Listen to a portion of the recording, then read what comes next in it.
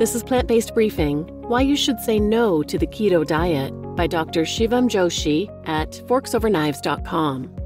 And I'm your host, Marian Erickson, and I research and curate some of the best plant-based, vegan, and eco-friendly content, get permission, and read it to you here in about 10 minutes or less every weekday. Today's post is from forksoverknives.com, which was founded following the 2011 release of the now world-famous documentary Forks Over Knives. They have a website full of amazing resources to help people at every stage of their plant-based journey. They have the latest research, success stories, recipes, tools, meal planner, cooking courses, and of course you can watch the Forks Over Knives documentary there for free as well, which I highly recommend everyone do. So now let's get to today's plant-based briefing. Why You Should Say No to the Keto Diet by Shivam Joshi, MD, at forksoverknives.com. The keto diet has swept the country with promises of diabetes reversal and weight loss. In the luster of the diet, we need to consider, is this too good to be true? Like any number of fad diets that have come and gone over the years, the keto diet has more marks of wily marketing and unbridled enthusiasm than of veritable medical therapy.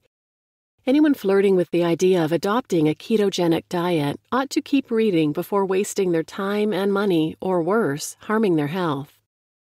For those who are unaware, the keto or ketogenic diet excludes all carbohydrates to the point that the body derives energy from another macronutrient, fats.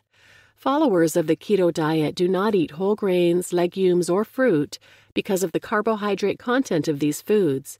Even some vegetables contain too much starch to be allowed in the diet. As a result, the body extracts energy from fats consumed in the diet, which creates ketone bodies as a byproduct of metabolizing fats, hence the name. No human population has survived in ketosis. Don't let keto evangelists tell you the Inuit survived and thrived on a nightly fare of seal blubber, whale sirloins, and caribou jerky while being in the purportedly nirvana-like state of ketosis. Keto flu, the common phrase for the symptoms of malaise, nausea, and fatigue that keto dieters regularly experience, is more indicative of the unpleasant truth. The Inuit certainly ate those things. Farmers' markets are scarce in the Arctic because, well, there aren't vegetable farms in the tundra.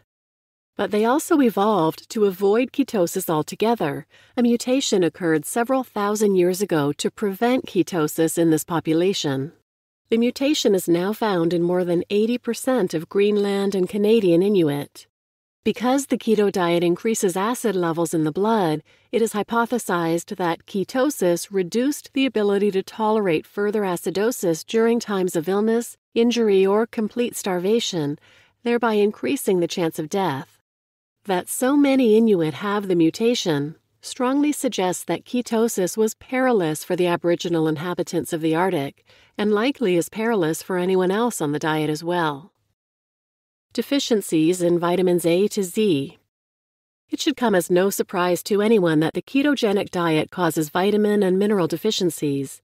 After all, there are large food groups that followers simply cannot eat, such as whole grains and most fruits.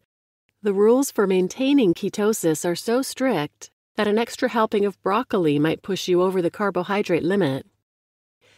The only people who should be on a ketogenic diet are children who have refractory epilepsy, for which the diet has been used as therapy to reduce seizures for nearly a century.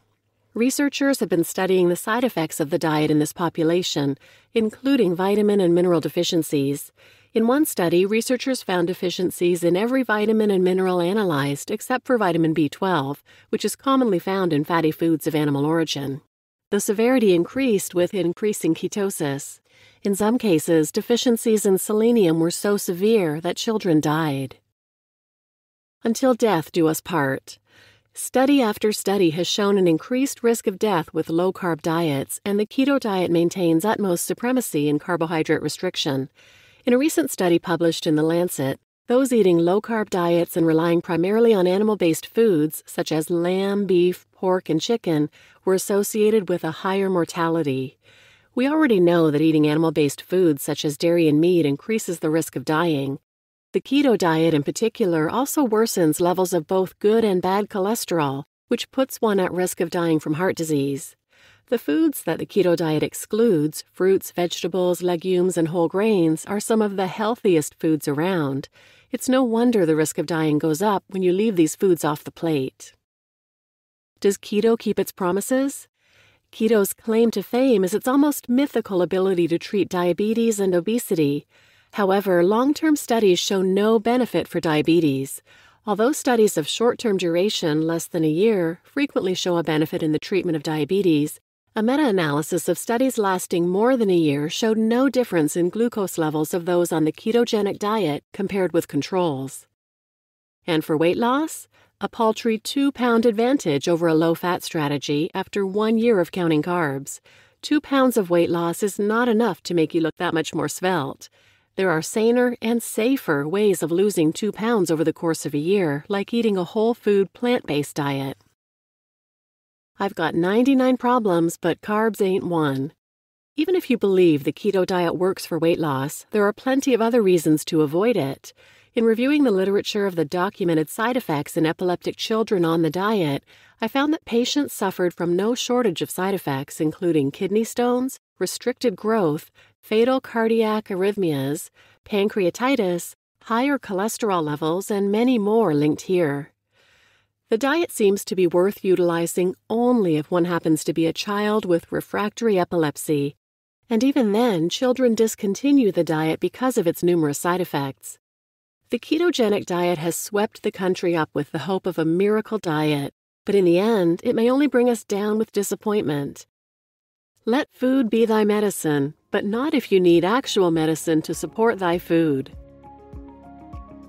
You just listened to Why You Should Say No to the Keto Diet by Shivam Joshi, MD, at forksoverknives.com. And I'm your host, Marian Erickson, and please share this episode with anyone who could benefit from it, and thanks for listening.